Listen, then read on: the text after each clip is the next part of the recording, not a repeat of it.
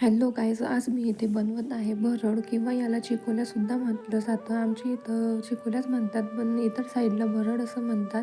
तेच मी इथे कणिक आपली भिजवून घेतलेली आहे व त्यात आपण शंकरपाळे जसे कट करतो तशा पद्धतीने ते कट करून घेतलेलं आहे.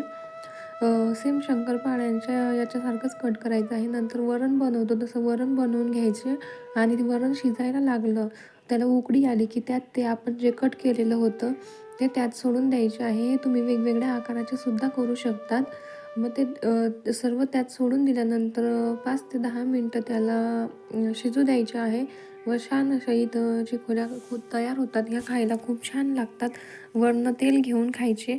नंतर मग आम्ही इथे बसलेलो होतो अंग शेकायला व आज आमच्या घरी एक नवीन मेहमान आला होता. त्याचंच तुम्हाला इंट्रोडक्शन करून देते. हे बघा, ही आहे लिली. हिचं नाव आम्ही लिली ठेवलेलं आहे व ही आज आमच्या घरी आलेली आहे.